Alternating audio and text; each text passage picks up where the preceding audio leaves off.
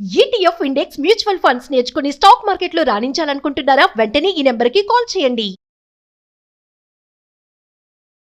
నమస్తే రమగారు. నమస్తే జై. రమగారు, మనం నావెల్స్ తీసుకుంటున్నాము, అందులో నీతి వృత్తం మొత్తం చెప్పుకుంటున్నాం. మరి ఈ రోజు ఏం చెప్తున్నారు మాకు? శతాబ్ది సూర్యుడు చెప్దాం జయ. శతాబ్ది సూర్యుడు మాలతి చంద్రుడు గారు రాసింది. మనసున్న మనసై చూసాం కదా, విన్నామా కదా. ఇది శతాబ్ది సూర్యుడు కూడా చాలా ఇంట్రెస్టింగ్ అండ్ చాలా ఏమనాలంటే ప్యాథటిక్ స్టోరీ అనే చెప్పాలి. ఈ ప్యాథటిక్ థింగ్ ఏంటంటే, మనం ముందు తరాల్లో అగ్రవర్ణాల వాళ్ళు నిమ్నవర్ణాల వాళ్ళని అణిచివేశారు అని మనం వింటుంటాం. ఇప్పటికీ దాని జాడలు పోల. మీరు అణిచేశారు కాబట్టి మేము ఇలా అయిపోయామని వాళ్ళు అంటుంటారు, వీళ్ళేదో అంటే గందరగోళం, అది ఎప్పుడు నడుస్తూనే ఉంటుంది. ఇప్పుడు అణిచేసిన వాళ్ళు లేరు, అణిచివేయబడ్డ వాళ్ళు లేరు, ఎవరికి వాళ్ళు వెళ్ళిపోయారు, ఎవరి దారిన వాళ్ళు. దాని ప్రెషర్ మాత్రం ఇంకా మన దగ్గర ఉండనే ఉంటుంది. అయితే అగ్రవర్ణాల్లో వాళ్ళు ఇతర వర్ణాల వాళ్ళని అణిచివేసిన దానికంటే తమ ఇళ్లల్లో స్త్రీలని అణిచేసింది విపరీతమైన హింస. ఈ శతాబ్ది సూర్యుడు పుస్తకం గనక చదివితే ఆడవాళ్ళ జీవితం ఎంత దుర్భరంగా ఉండేదో, ఎలాంటి దౌర్భాగ్యపు జీవితం గడిపి ఉంటారో 100 సంవత్సరాల క్రితం స్త్రీలు మనకు తెలుస్తుంది. ఇది బ్రీఫ్గానే వెళ్తుంది. 4 తరాల కథ. ఎట్లాంటి చేంజెస్ వచ్చినాయి సమాజంలో చూపిస్తుంది మనకి. ఆవిడ చూపించిన చేంజ్ ఒక 10-15 ఏళ్ల క్రితంది. ఈ 15-20 ఇయర్స్లో ఇంకా ఎంత మార్పు వచ్చిందో, ఎంత వాస్ట్ డిఫరెన్స్ ఉందంటే అప్పటికి ఇప్పటికీ. ఈ సూర్యుడు అని ఒక ఆవిడ కథ ఇది. లేడీ సూరమ్మ, సూర్యుడు అని పిలిచేవాళ్ళు చిన్నప్పుడు. సూర్యం అయి ఉంటుంది. ఆదివారం నాడు పుట్టిందని సూర్యకుమారో ఏదో పెట్టుంటారు.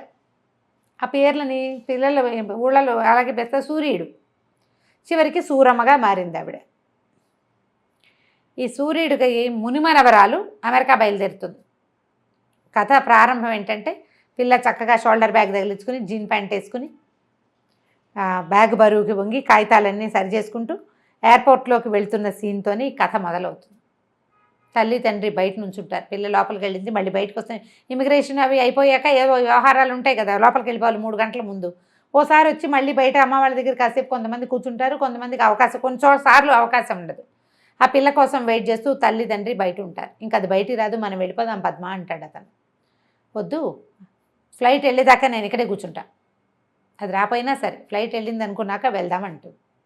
ఆవిడ ఒక 100 ఏళ్ళు ముందుకెళ్తుందన్నమాట. కథని ఆలోచించుకుంటూ ఉంటుంది. ప్రపంచం ఎన్ని రంగులు మార్చుకుంటుంది ఎలా అని. ఈ కథ ప్రారంభం ఇది.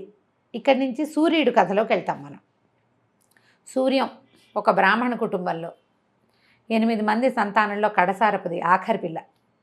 చాలా బొద్దుగా ముద్దుగా గుమ్మడి పండల్లే ఉండేది చిన్నప్పుడు. 5-6 ఏళ్ళు వచ్చేదాకా అక్కలు అన్నయ్యలు మోస్తూ ఉండేవాళ్ళు పిల్లని. చాలా ముద్దుగా ఉండేది. అయితే 5 ఏళ్ళు పిల్లకి, 5-6 ఏళ్ళు వచ్చాక సడన్గా తండ్రి పాము కరిచి చనిపోయాడు.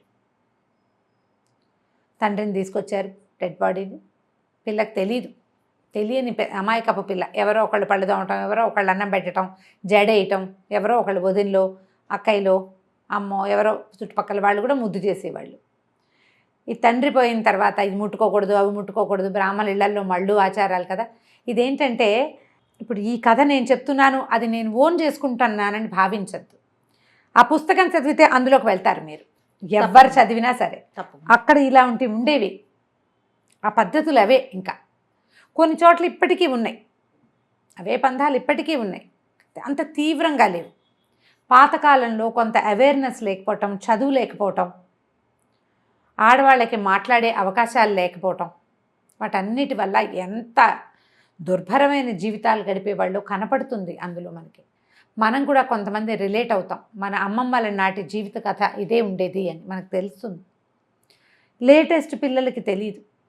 మనం ఏం పొందేమో ఇవాళ మనకు అర్థమవుతుంది. ఏవేవో కావాలనుకుంటున్నాం ఇప్పుడు. అసలు మనకు వెనక వాళ్ళకి ఇందులో ఏ ఒకటి లేదు. శ్వాస పీల్చుకునే అవకాశం కూడా లేనంత దౌర్భాగ్యపు జీవితాల్లో ఉండేవాళ్ళు ఆడవాళ్ళు. అది మనకు అర్థమవుతుంది అన్నమాట. మనం ఎంత ముందుకు వచ్చేసామా అనిపిస్తుంది. వంటిళ్లల్లో కాదు, పెరళ్లల్లో ఉండే జీవితాలు అది కనబడుతుంది అన్నమాట. అయితే ఈ తండ్రి చనిపోయింది ఆ 10వ రోజున తల్లికి జుట్టు తీయించేస్తారు. ఆ తల్లిని చూసి పిల్ల ఏడుస్తుంది. ఆ తల్లి దగ్గరికి వెళ్ళదు.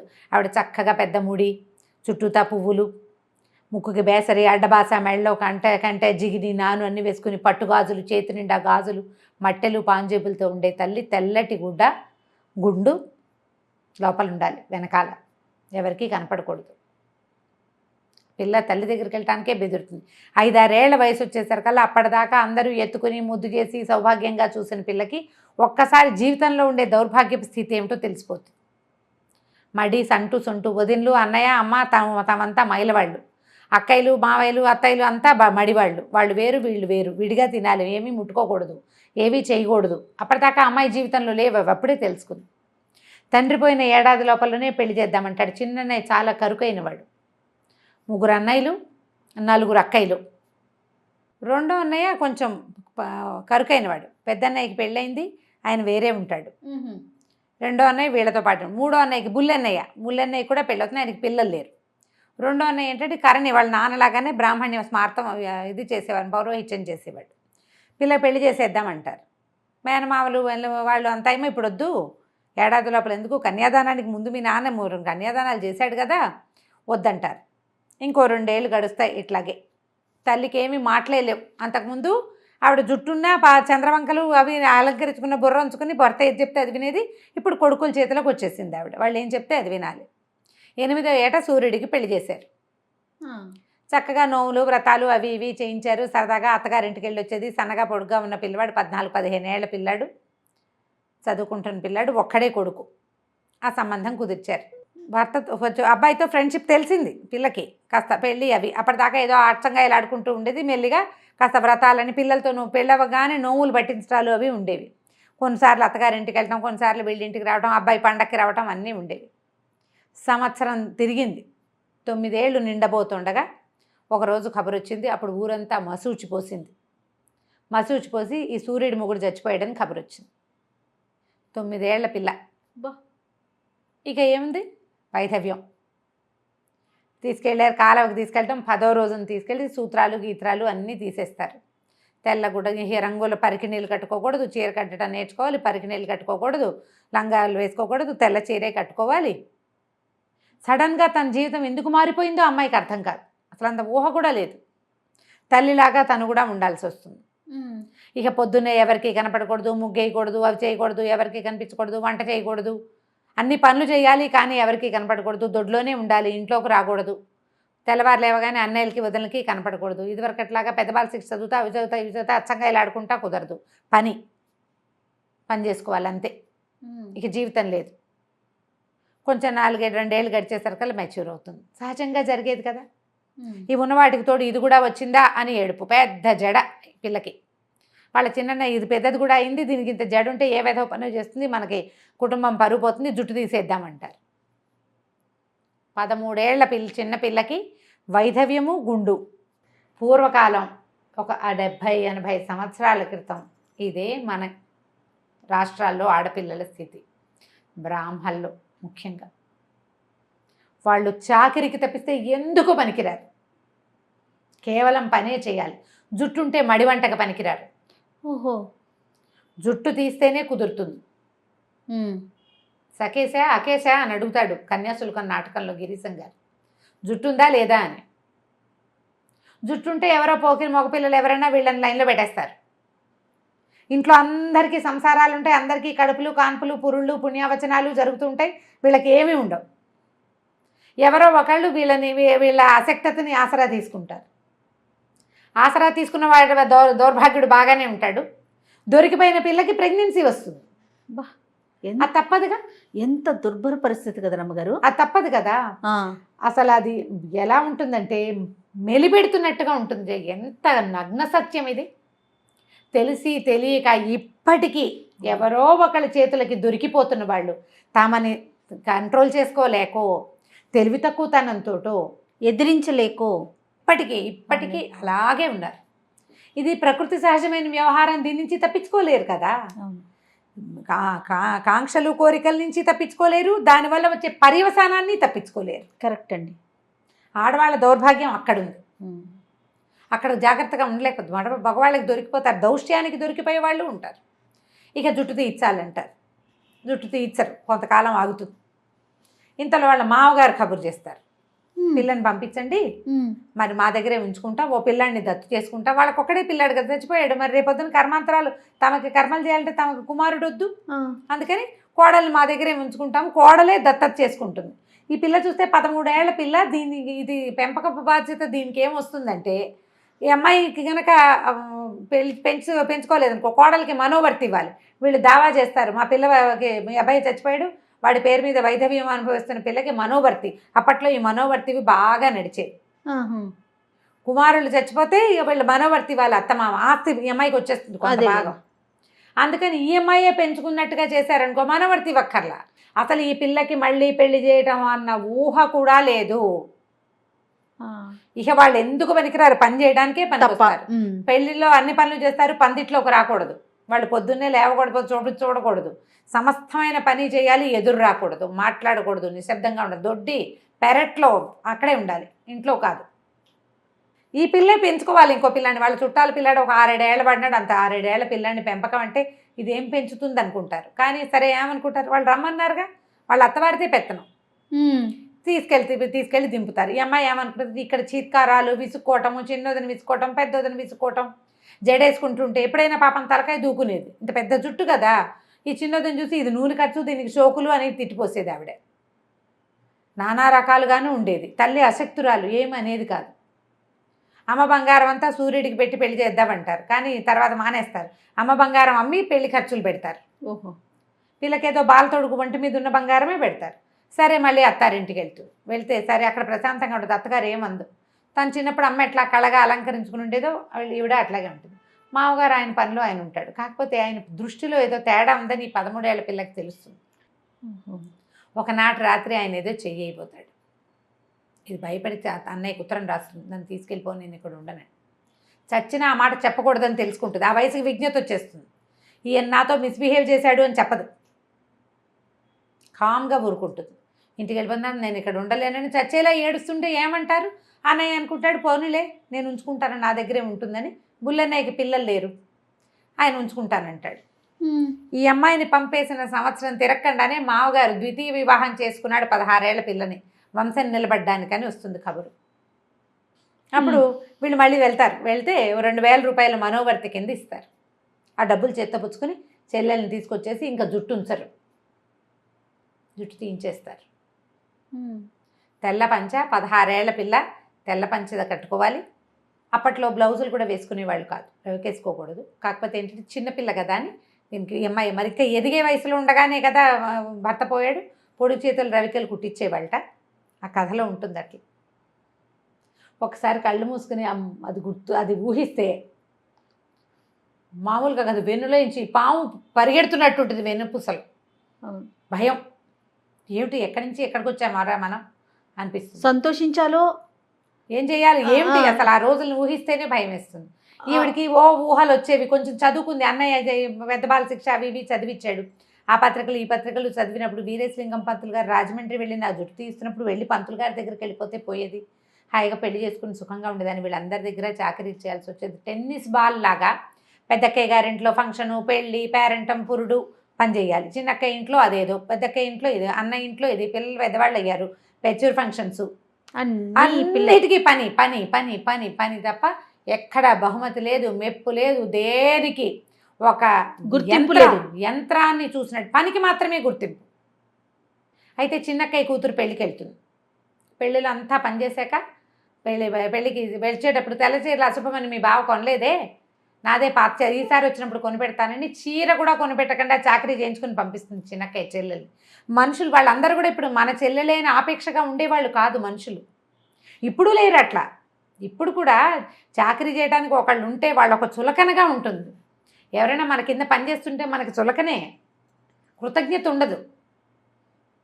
కృతజ్ఞతలు బయట వాళ్ళ మీద ప్రదర్శిస్తారు, ఇంట్లో వాళ్ళ మీద ఏం ప్రదర్శించరు. నువ్వు ఉన్నావు కాబట్టి నా పని గడిచింది అనరు. అయితే కొద్ది రోజుల తర్వాత మళ్ళీ కబురు ఏమొస్తుందంటే, ఈ చిన్నక్కయ్య కూతురు ఏ పిల్లకైతే పెళ్ళికి వెళ్ళిందో ఆ పిల్ల పురిటికి వచ్చిందని దానికి ఒంట్లో బాగుండలేదు, సాయం రమ్మంటుంది చిన్నక్కయ్య. ఆ పిల్లకి ఏదో పాపం చాలా అనారోగ్యం, ఇంత పొట్ట పీచులాగా కాళ్ళు చేతులు సన్నగా ఉండి కడుపుతో ఉంటుంది, కనడానికి సిద్ధంగా ఉంటుంది.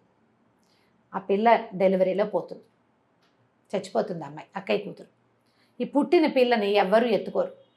నా పిల్ల చావుకు వచ్చిందంటారు. ఈ చంటి పిల్లని ఏం చేస్తుంది, ఈ సూర్యుడే ఒళ్ళో వేసుకుని కూర్చుంటుంది. పంచదార నీళ్ళు పట్టమని చెప్తుంది మంత్రసాన్ని. 2-3 రోజులు నీళ్లు పోసి ఆ పిల్లని ఉంచుకుంటుంది ఒంట్లో. ఎవరైనా ఎత్తుకున్నా ఏడుస్తుంది ఆ పిల్ల, ఇది ఈవిడ ఎత్తుకుంటే ఊరుకుంటుంది. ఎక్కడైనా వాళ్ళ అమ్మ వాళ్ళు తీసుకెళ్ళమంటారు. పిల్ల అత్తవారు ఈ చంటి పిల్ల నాయనమ్మ వాళ్ళు, మేము మగ పిల్లాడైతే తీసుకునే వాళ్ళం, ఆడపిల్లని మేమేం చేసుకుంటామంటారు. వాడు ఇంకో పెళ్లి చేసుకోవాలి మా వాడంటే వీడి అడ్డం అంటారు. బయట పారేయమంటాడు బావ, ఈ సూర్యుడు వాళ్ళ బావ. ఈవిడ మెల్లిగా ఆ పిల్లకి పోత పాలు పోసి 10 రోజుల తర్వాత 10 రోజులు కనిపిస్తుంది. ఆ పిల్లని వదలబుద్ధి కాదు ఈవిడికి. అంతకుముందు ఎవరు పిలిచినా తిరిగేది. ఈ పిల్లని నేను పెంచుకుంటాను అన్నయ్య అని ఆ బుల్లన్నయ్యని అడుగుతుంది. అతను ఏం చేస్తాడంటే, ఈవిడ దగ్గర డబ్బు ఇచ్చారు కదా మామగారు, ఎవ్వరికి ఇవ్వనివ్వడు, జాగ్రత్తగా దాచిపెట్టి తిప్పి మంచివాడు. ఎందుకంటే పిల్లలు లేరు, సహజంగా మంచివాడు. ఈ పిల్లతో స్నేహం చెల్లెలతోటి. ఆయన ఏం చేస్తాడంటే, సరే పెంచుకోమని చెప్పి వాళ్ళు ఈ పిల్లని క్లెయిమ్ చేయకుండా కాగితం రాయించుకుంటారు. ఇంత పెంచాక మా పిల్లని మాకు ఇచ్చేయమని వాళ్ళు అడిగితే అదేలే కాగితం రాయించుకుంటారు. కాగితంతో సరే ఆ పిల్లని తెచ్చుకొని దత్తు చేసుకుంటుంది, తనే పెంచుకుంటుంది. ఇక పిల్లని పెంచేసరికల్లా ఈ బుల్లన్నయ్య గారింటికి పిల్లని, అంతకుముందు బుల్లన్నయ్య ఇంట్లో ఉండేది కదా, ఎంతసేపు ఏడ్చేది. చంటి పిల్ల, తల్లిపాలు లేవు, ఈ పోతపాలకే దానికి ఏ కడుపులో మంట వస్తుందో పసిబిడ్డకి, తెగ ఏడ్చేది, ఏడుపు కొట్టు పిల్ల. దాంతో ఆవిడ ఈ పిల్లల్ని పెట్టుకోవడానికి మా ఇంట్లో వీలు లేదని ఆవిడ వీలు లేదని పోట్లాడుతుంది. సరే అయితే నాకు ఇంకో ఇల్లు చూడు, నా పిల్లని పెట్టుకుంటాను నేనంటూ. ఈయన ఏం చేస్తాడంటే, డబ్బులు దాచాడు కదా, ఒక ఆ సందులోనే ఆ వీధిలోనే ఓ పక్కన ఒక 3 గదుల ఇల్లు అమ్మకానికి వస్తే ఇల్లు కొనేస్తాడు. కొనేసి ఈ పిల్లని తల్లిని అక్కడ పెడతాడు. గృహప్రవేశం బుల్లన్నయ్య బుల్లొదిన చేస్తారు. వాళ్లే కూర్చుని ఈ పిల్లకి పేరు కూడా పెడతారు, కమల అని పేరు పెట్టిస్తుంది. ఆ పిల్ల చక్కగా పెరుగుతుంది. చిన్నప్పుడు ఏడుపు కొట్టుగా ఉండేది, కానీ పెద్ద అయ్యే కొందికి చక్కగా పెద్ద పెద్ద కళ్ళు, నాజుగ్గా పచ్చటి పిల్ల. స్కూల్లో చేర్పించుకుంటుంది. ఇంకా నా పిల్ల కుదరదు, ఎవరైనా పిలిచినా చంటి పిల్లని వదిలిపెట్టి నేను ఎక్కడ రాను అంటుంది. క్రమంగా పిల్లని ఎక్కడికి పంపకూడదు, ఎవరిళ్ళకి నేను వెళ్ళను, నా పిల్లని నేను చూసుకోవాలి. డబ్బులు ఉన్నాయి, తన దగ్గర డబ్బు ఉంది కదా, మామగారు ఇచ్చింది 2000 రూపాయలంటే ఆ రోజుల్లో ఎంతో లక్షలు అవి. ఆ డబ్బు వడ్డీకి తిప్పుతాడు అన్నయ్య. క్రమంగా పక్కన ఇంకో వాటా వేసిస్తాడు చెల్లెలకి ఆయన, ఆవిడ డబ్బులతోటి. అది అద్దెకిస్తే అద్దె డబ్బులు వస్తాయి. పిల్లని చక్కగా పోతకలాగా పెంచుకుంటుంది. 4th ఫారమో ఏదో చదువులోకి వస్తుంది, పెళ్లి సంబంధాలు చూడడం మొదలు పెడుతుంది. ఈ లోపల చిన్నక్కయ్య రంగప్రవేశం చేస్తుంది. నా మనవరాలు కదా, నా చిన్న కొడుకు ఇవ్వు నీ పిల్లని అని. ఇది చదువుకుంటుంది, నీ కొడుక్కి సరిగ్గా చదువు లేదంటుంది చెల్లెలు సూర్యుడు. ఆవిడ కాదంటుంది, కాదు వాడికి మంచివాడే, వాడికి మార్కులు రాలేదు, మాస్టర్లకి మావాడంటే గిట్టదు, అందుకని ఫెయిల్ చేశారు, వాడు సిగరెట్లు కాలుస్తాట, నాకు వద్దంటుంది ఈవిడ. ఏమైనా సరే నా మనవరాలు నా కొడుకే ఇవ్వాలని ఆవిడ బలవంత పెట్టి పెళ్లి చేస్తుంది. ఈ కమల ఊరుకుంటుంది, మెతకది. తల్లి ఎంత ముద్దుగా చేసినా గారాబం చేసినా పెంకితనం రాలేదు ఆ పాపం ఆ పిల్లకి. ఆ బుల్లి తాతయ్య బుల్లి మామ వాళ్ళతో పాటు ఉండి మొత్తాన్ని పెళ్లి చేసేస్తారు. పెళ్ళి అయిపోతుంది, మంచి మార్కులు వస్తాయి. కానీ ఈ సత్యం ఆ పిల్లాడి పేరు. అతని అమ్మాయితోటి ఏమీ సరిగ్గా ఉంటాడు, జంతువులాగా మీదకి వస్తాడు అమ్మాయి మీదకి. దానికి వాడంటేనే భయం. సరే కొద్ది రోజులు గడిచేసరికి పిల్ల కడుపుతో ఉంటుంది. ఇది సహజం కదా. ఆ కడుపుతో ఉండి కన్నాక దానికి తెలుస్తుంది, వీడికి ఆల్రెడీ ముందే పెళ్ళయింది, వాడికి చదువు లేదు, తల్లికి అమిత ప్రీతి అమ్మమ్మకి వాడంటే. ఆవిడ ఆస్తి కూడా ఎక్కువ ఇప్పించింది చిన్న కొడుక్కి. ఆఖరికి ఆవిడ పెళ్ళికి నా బంగారం అంతా కమలకే పెడతానని చెప్తుంది పెళ్ళప్పుడు. అదంతా నాకు కావాలంటాడు అతను. ఈ కూతురు పుడుతుంది ఈ కమలకి. మగపిల్లాడైతే వంశాంకురమని ఆశపడి వచ్చేవాడేమో అతను, రాడు ఇంకా. దాంతో ఈ అమ్మాయి తిరగబడి అమ్మమ్మ మీద పోట్లాడుతుంది. నీ కొడుక్కి ముందే పెళ్ళయిందని, ముందో కూతురు ఉందని, మళ్ళీ అమ్మాయి కడుపుతో ఉందని తెలిసి కూడా నువ్వు నన్ను కట్టేవు. నాకు చచ్చిన వాడొద్దు, నేను వాడితో ఉండను, నేను చదువుకుంటా, నా బతుకు నేను బతుకుతా, నా పిల్లకి నా బంగారం అంతా నీకు పెట్టాను కదా, ఇచ్చి పారేస్తాను, నాకు అక్కర్లేదు నీ బోడి బంగారం, నా పిల్ల ఉంది నాకు చాలు, నేను మా అమ్మ నా పిల్లని మేము బతుకుతాం, ససేమిరా అంటుంది. మళ్ళీ ఆ పిల్లకి బారసాలు చేసే టైంకి సత్యాన్ని అని పిలుస్తామని వాళ్ళన్నా ఈవిడ ఒప్పుకోదు కమల. బుల్లి తాతయ్య బుల్లి మామ పెడతారు నా పిల్లకి పేరు, నాకు వాళ్ళే పెట్టారు, నా పిల్లకి వాళ్ళే పెడతారని ఆ బుల్లి మామ పేరే పద్మావతి అని పెట్టిస్తుంది. ఆవిడకి పిచ్చి ముద్దొస్తుంది, ఆవిడ పిల్లలు లేరు, ఈ పిల్ల పేరు పెట్టారు కదా. రోజులు గడుస్తాయి. సూరమ్మ గారికి చదువు లేదు, పెద్ద బాల శిక్ష తప్ప. కమల 5th ఫారం ఫినిష్ చేసి పిల్లని చంటి పిల్ల తల్లైనా స్కూల్కి వెళ్ళి చదువుకుని స్కూల్ టీచర్ ఉద్యోగం చేసుకుంటుంది, టీచర్గా ముందుకెళ్తుంది. ఇక రకరకాల మార్పులు వస్తాయి. సత్యం రాడు చాలా కాలం పాటు, కానీ సత్యం తల్లి వీళ్ళ అమ్మమ్మ మాత్రం వీళ్ళ దగ్గరికి చేరుతుంది. ఎట్లా రోజులు మారుతూ ఉంటే ప్రపంచం ఎలాంటి టర్న్స్ తీసుకుంటుందో కనపడుతుంది మనకి కథలో. అక్కడి నుంచి ఈ బుల్లిమామ గారు పోతుంది. బుల్లి తాతయ్యని చూసుకుంటూ ఉంటారు వీళ్ళు. ఆయన ఏదో ఒకరోజు ఊరెళ్ళి తిరిగి వచ్చేటప్పుడు ఓ పిల్లని వెంట పెట్టుకొస్తాడు, పెళ్లి చేసుకొస్తాడు. అంటే ఇప్పుడు మగవాళ్ళలో చాపల్యం పోదు. పెళ్ళాన్ని చచ్చిపోతే 70 ఏళ్ల వయసులో ఆయన 15-16 సంవత్సరాల పిల్లని పెళ్లి చేసుకుంటాడు. 9 ఏళ్ల వయసులో మొగుడు చచ్చిపోయిన సూరమ్మకి పెళ్లి చేద్దామని ఎవరు అనుకోలే. మూలను కూర్చోబెట్టారు. మగవాళ్ళు ఇలా చెయ్యొచ్చు. కానీ ఇప్పటికీ ఉంది తెలుసా రమ్మగారు, ఇప్పటికీ ఉంది. పెళ్ళైన సంవత్సరంలోపు 60 ఏళ్ళు రానివ్వండి, 70 ఏళ్ళు రానివ్వండి, సమర్థించే సమాజాన్ని కూడా చూస్తున్నాం రమ్మగారు. పిల్లలు వెళ్ళిపోతారు, రేపొద్దున ఆయనకి ఎవరు దిక్కు అనే సమాజాన్ని చూస్తున్నాం. అదే తల్లి ఓ 50 ఏళ్ళ ఆవిడ పెళ్లి చేసుకుంటే సమాజం సమర్థిస్తుందా? సమర్థించలేదు. ఎంతమంది పిచ్చివాగుళ్ళు వాగుతారో ఇప్పుడు మనం చూస్తున్నాం కదా. అవును. ఆవిడ ఆ సంతోషంగా హాయిగా కళకళ్ళాడుతూ లక్ష్మీదేవి లాగా కనపడుతుంటే ఏంటో ఓర్చుకోలేరు. నీకు అవసరమానికి వీళ్ళకి అవసరమా? ఎవడికి అవసరం? అసలు సమాజానికి ఏం అవసరం? ఆమె కష్టం ఆమె పడింది, ఆమె నిష్ఠూరాలు ఆమె పడి ఉంటుంది. ఆమె ఎంత హింసపడి ఉంటుందో ఈ చుట్టుపక్కల ఉన్న సమాజంతో. తనకు ఒక రక్షణ కావాలి, తన పిల్లలకు భవిష్యత్తు కావాలని ఒక ఆడది కోరుకోకూడదు. సమాజంలో సగం సమాజం ఆమెను సమర్థిస్తే మిగిలిన సగం సమాజం ఇంకా ఆ వెనకబడిన దౌర్భాగ్యపు బూజుపట్టిన మాష్టి భావాలతోటే ఉన్నారు. ఎప్పటికి పెరుగుతారో వీళ్ళు. కాదు, ప్రతి స్త్రీలోనూ తల్లిని చెల్లిని ఎందుకు ఊహించలేకపోతారు. మన చెల్లి అయితే, మన అక్క అయితే, మన కూతురు అయితే అలా ఉన్నా కూడా ఇంట్లోనే పెట్టుకునే వాళ్ళు ఉన్నారు రమ్మగారు. ఉన్నారు దౌర్భాగ్యులు. మన చెల్లైనా మన తల్లైనా సరే కాలరు వాళ్ళు. కట్టెలోనూ కాలరు, కంపలోనూ కాలరు. అంతే. ఇక వాళ్ళని మా భాష ఒకటి ఉంది, కింద పెడితే పంటలుండవు, పైన పెడితే వానలుండవు. ఎందుకు జీవితాలు మనుషులుగా ఎందుకు పుట్టిస్తాడో వాళ్ళని దేవుడు. ఒక మగ మనిషిని సమర్థించినట్లుగా ఒక ఆడ మనిషిని ఎందుకు సమర్థించారో అర్థం కాదండి. కొన్ని పెళ్ళిళ్ళు మనం యూట్యూబ్లో మంచి ఖబర్లు వింటుంటాం. ఎంత సంతోషంగా అనిపించిందో జయానా. నాకు కూడా రమ్మగారు చాలా ఆనందం అనిపించింది. బాబా ఎంత అద్భుతమైన విషయం, ఇంకొంచెం ముందు కూడా చేసి ఉండొచ్చు అనిపించింది. ఏమిటో అసలు ఎవడిష్టం వాడిది, వీళ్ళ అభిప్రాయం ఎవడడిగాడు తొంగి చూసేస్తారు. వీళ్ళకే జవాబుదారితనం ఉన్నట్లుగా వీళ్ళే రాసేస్తారు, వీళ్ళే మాట్లాడేస్తారు. వీడేమైనా ఉద్ధరిస్తాడా? ఆర్చేవాడు కాదు, తీర్చేవాడు కాదు. సరే, ఈయన పెళ్లి చేసుకొచ్చేసరికి ఆశ్చర్యపోతుంది కమల.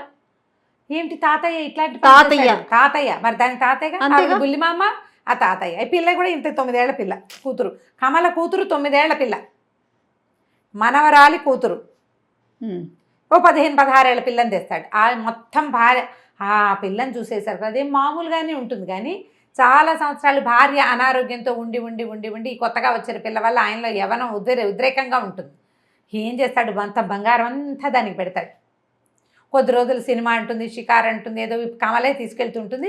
సడన్గా ఒకరోజు జంప్, మొత్తం బంగారంతో ట్రంక్ పెట్టతోటి ఎవరితోటో వెళ్ళిపోతుంది. ఆ పిల్ల మొత్తం బంగారం అంతా పోయింది.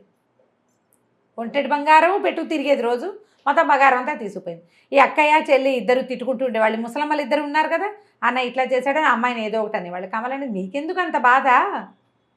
పోనీ ఏదో చేసుకున్నాడు, ఆయన పెళ్ళాము, ఆయన ఇష్టము, మనకెందుకు అంటే వీళ్ళకి నచ్చేది కాదు. మా వదిన ఎంత మంచిదో, ఇలా పాపిష్టి పెదవా, ఇన్నేళ్ళు కాపురం చేసి 50 ఏళ్ళు ఇప్పుడు దీన్ని తెచ్చాడని తిట్టుకుంటారు.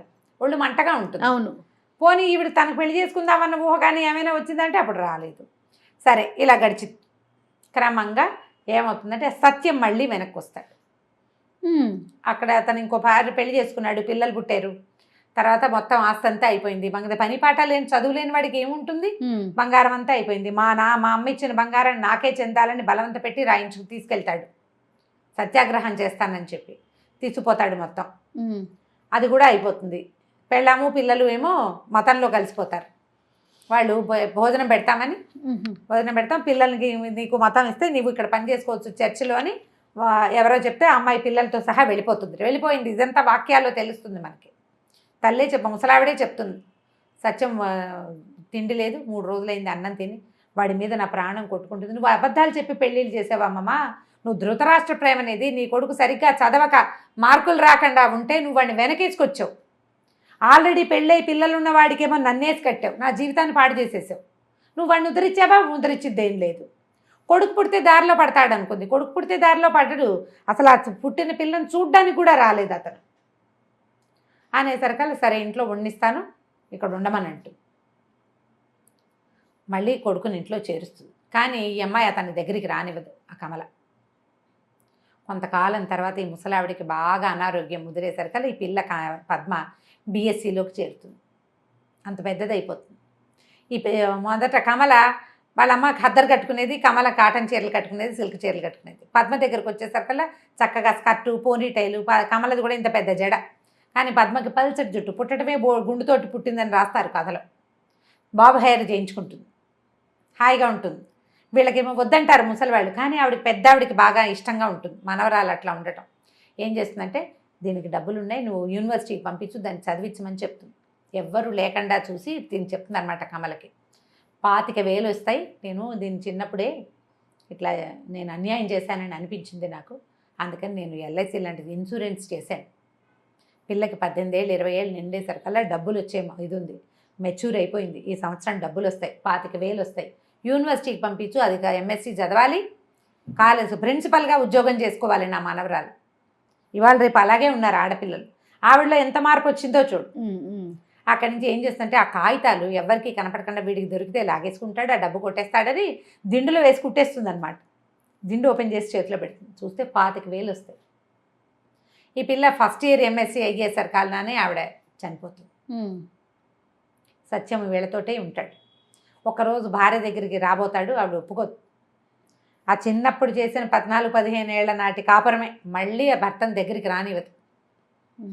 నేను మీ అమ్మ అడిగిందని రానిచ్చాను, నాకు ఏ ఆసక్తి లేదు, నువ్వంటే ఆసక్తి లేదు, జీవితం అంటే ఆసక్తి లేదంట.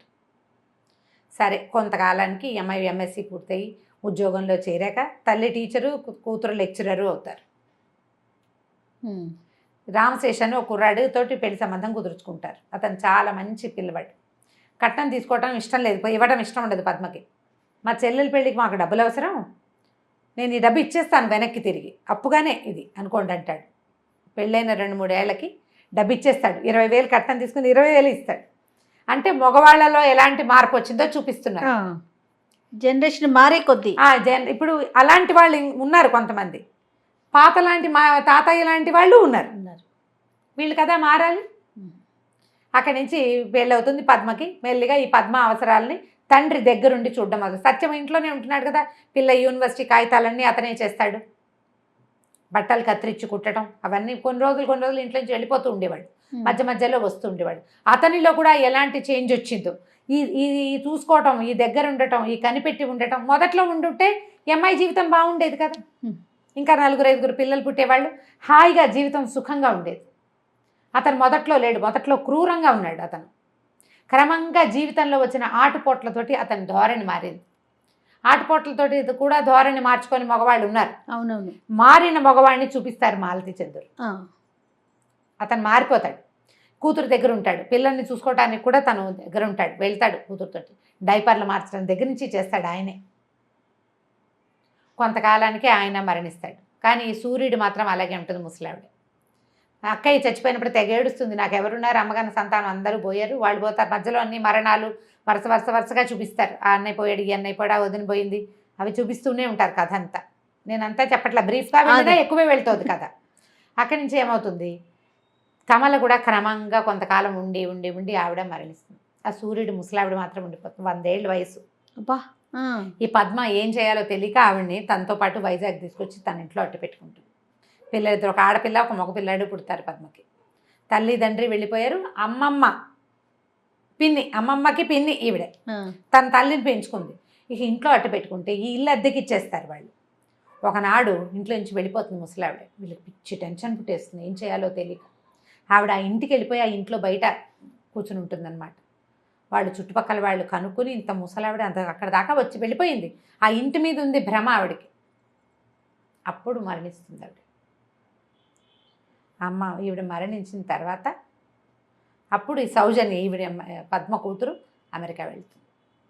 ఎక్కడ జీవితం అదే ఇంట్లో ఒక ఆవిడేమో ఇలాగా 9వ ఏటే వైధవ్యము, దుర్భరమైన జీవితము, తన డబ్బును కూడా తను స్వతంత్రంగా ఖర్చు పెట్టుకోలేని, తన పిల్లకి తనకి ఇష్టమైన చోట పెళ్లి చేయలేని, ఇలాంటి వాడికి నేను పిల్లని ఇవ్వను, నా పిల్ల నా ఇష్టం అని అనలేని దుస్థితి నుంచి అమెరికా వెళ్ళే ఆడపిల్ల వరకు జరిగిన ఈ ప్రయాణం మొత్తం ఎంత హృదయ విదారకంగా ఉంటుందో, ఎంత హృదయంగా ఉంటుందో.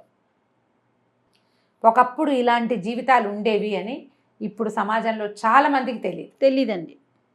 మనకి ఇవాళ లభించిన స్వేచ్ఛ, స్వతంత్రము, ఈ రోజున మనం చూస్తున్నటువంటి సమాజము ఒకప్పుడు లేదు.